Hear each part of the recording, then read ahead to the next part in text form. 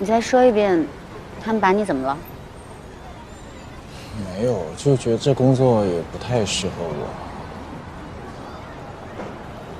你刚刚是说你甄别出了一款有问题的产品，帮客户规避了一次财产受损的可能性，帮银行躲过了一次潜在的危机，但是你因此而失去了工作，是这样吗？你要这么说也没错了。这帮坏蛋！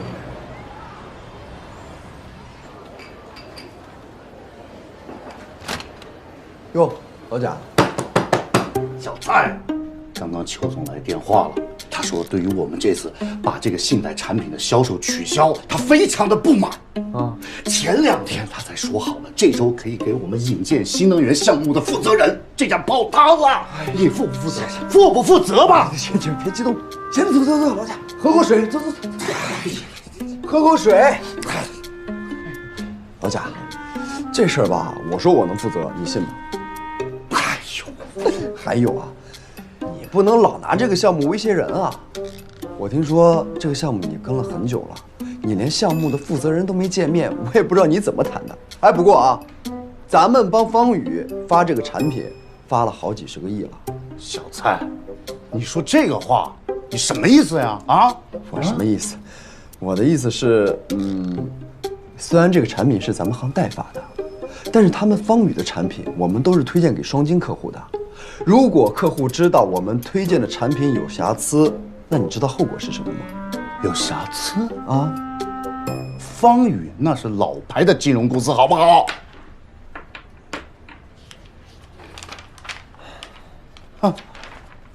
对了，我好像听说那个什么叫杨华的，是你破格录取的吧？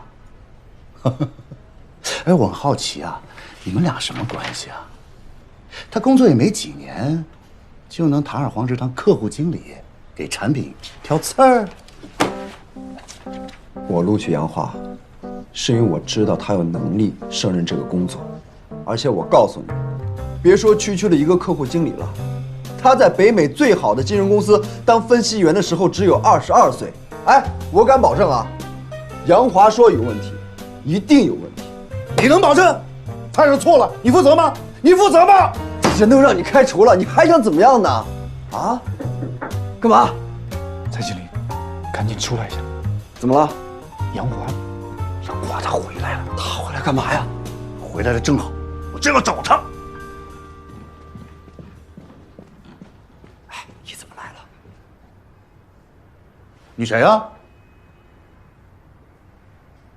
您请坐。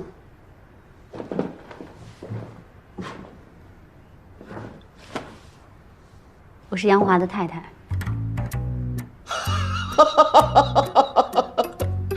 现在年轻人真会玩啊！啊，自己工作上出了问题，找自己老婆来出头。作为男人，我都为你丢人啊！您怎么称呼？我姓贾。您是银行经理。就是您辞退我先生的。可以请您跟我说说辞退我先生的理由吗？理由？你还好意思问我？你怎么不问问你老公干了些什么呀？啊！我告诉你啊，赶紧的跟邱总低头道歉，收回你的不当的言论，纠正你的错误，否则这一切的后果还有经济的损失都要你来承担，你知不知道？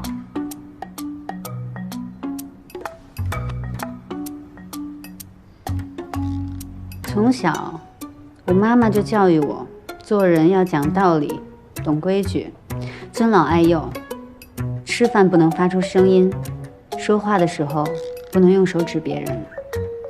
后来我发现，原来有些人是没有人教的。你骂谁呢？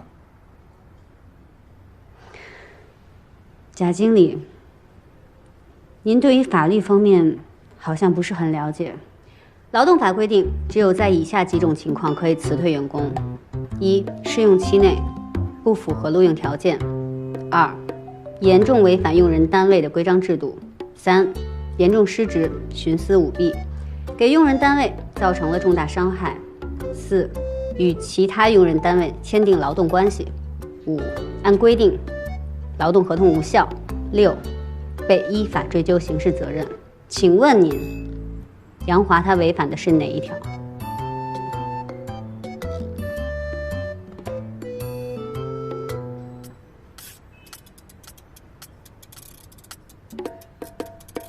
？2。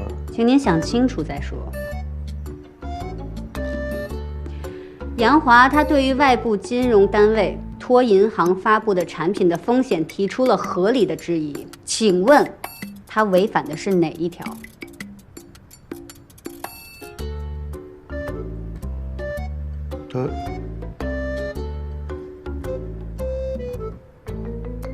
那根本就不是他的工作。客户经理的工作之一就是服务于客户，这是对银行负责，也是对客户负责。请问，如果这都不是他的工作，那什么才是他的工作？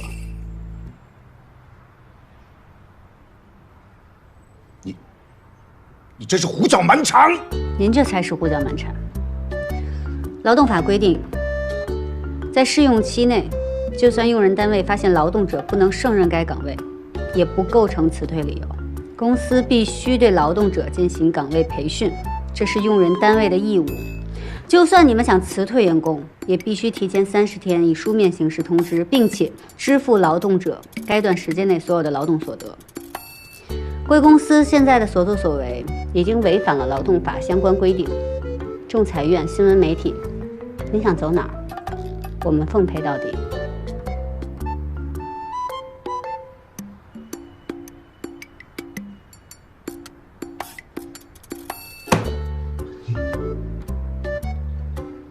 不是你到底是谁呀？我是浦江程宇慧律师事务所的高级律师，我叫秦诗。你欺负我的人，也要先问问我同不同意。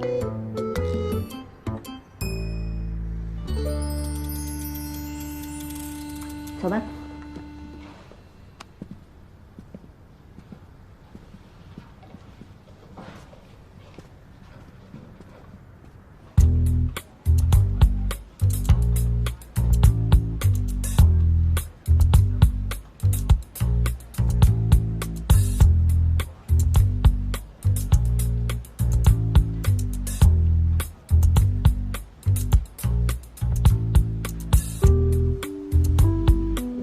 秦律师，书会在这儿呢。